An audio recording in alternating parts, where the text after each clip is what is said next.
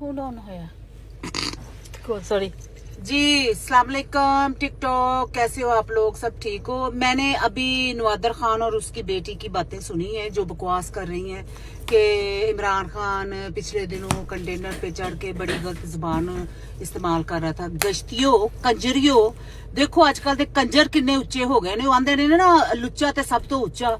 ਉਹ ਕੰਜਰ ਜਿਹੜੇ ਕੰਜਰੀ ਮਹੱਲੇ ਦੇ ਵਿੱਚ ਕੰਜਰੀਏ ਉਹ ਤੂੰ ਉੱਥੇ ਤੇ ਪੈਦਾ ਹੋਈ ਹੈ ਪਾਕਿਸਤਾਨ ਦੇ ਵਿੱਚ ਲਾਹੌਰ ਦੇ ਵਿੱਚ ਜਿਹੜਾ ਪੁਰਾਣਾ ਕੰਜਰਾਂ ਦਾ ਮਹੱਲਾ ਉੱਥੇ ਤੂੰ ਪੈਦਾ ਹੋਈ ਹੈ। ਨਵਾਦਰ ਖਾਨ ਗਸ਼ਤੀਏ ਕੰਜਰੀਏ ਆਪ ਤੂੰ ਉੱਥੇ ਕੰਜਰ ਇੱਕ ਇੱਕ ਤੇਰੇ ਨਾਲ ਨਾ ਚਾਰ ਜਣੇ ਤੈਨੂੰ ਨਾ ਅੱਗੇ ਪਿੱਛੇ ਉੱਪਰ ਨੀਚੇ ਨਾ ਪਾਉਂਦੇ ਸਨ ਤੇ ਤੂੰ ਨਾ ਰੱਜਦੀ ਸੈਂ ਤੇ ਤੈਨੂੰ ਤੂੰ ਤੇ ਇੰਨਾ ਕ ਵੱਡਾ ਕਰਾ ਲਿਆ ਹੁਣਾ ਕਰਵਾ ਕੇ ਤੇ ਖੜੀ ਹੋਵੇਂਗੀ ਨਾ ਤੇ ਲੱਗੇਗਾ ਉਹ ਉੱਥੇ ਥੱਲੇ ਹੀ ਨਾ ਕੁਛ ਡਿੱਗ ਪਵੇ।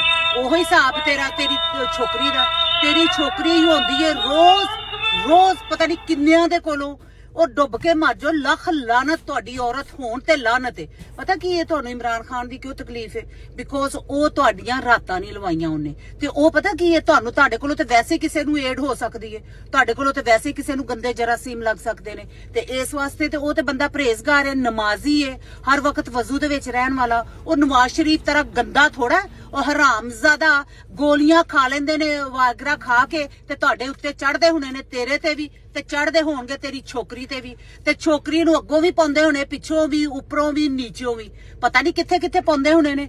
ਹੁਣ ਉਹ ਚੀਜ਼ਾਂ ਜਿਹੜੀਆਂ ਤੁਸੀਂ ਇਮਰਾਨ ਖਾਨ ਚੋਂ ਲੱਭਦੀਆਂ ਤੇ ਉਹ ਨਹੀਂ ਕਰਨ ਲੱਗਾ ਤੁਹਾਡੇ ਨਾਲ ਕਿਉਂਕਿ ਤੁਸੀਂ ਤੇ ਇੰਨੀਆਂ ਗੰਦੀਆਂ ਜੇ ਪਤਾ ਨਹੀਂ ਕਿੱਥੋਂ ਦਾ ਗੰਦਾ ਜਰਾਸੀਮ ਤੁਹਾਡੇ ਅੰਦਰ ਪਿਆ ਹੈ ਤੇ ਉਹ ਕਿਸ ਤਰ੍ਹਾਂ ਤੁਹਾਨੂੰ ਟੱਚ ਕਰ ਸਕਦਾ ਇਸ ਲਈ ਕਿ ਉਹ ਤੇ ਨਮਾਜ਼ੀ ਪਰਹੇਜ਼ਗਾਰ ਬੰਦਾ ਹੈ। ਤੁਸੀਂ ਪਤਾ ਕੀ ਹੈ ਤੁਸੀਂ ਨੂਨ ਲੀਕ ਵਾਸਤੇ ਠੀਕ ਜੇ। ਤੁਹਾਡੇ ਵਰਗੀਆਂ ਗਸ਼ਤੀਆਂ ਜਿਹੜੀਆਂ ਨਾ ਉਹ ਗਸ਼ਤਾ ਜਿਹੜਾ ਨਵਾਜ਼ ਸ਼ਰੀਫ ਹੈ ਨਾ ਬਾਸਟਰਡ ਕੁੱਤਾ ਉਹਦੇ ਵਾਸਤੇ ਤੁਸੀਂ ਠੀਕ ਜੇ। ਉਹਨੂੰ ਖੁਸ਼ ਰੱਖੋ, ਉਹਦੇ ਤੇ ਖੁਸ਼ ਰਹੋ।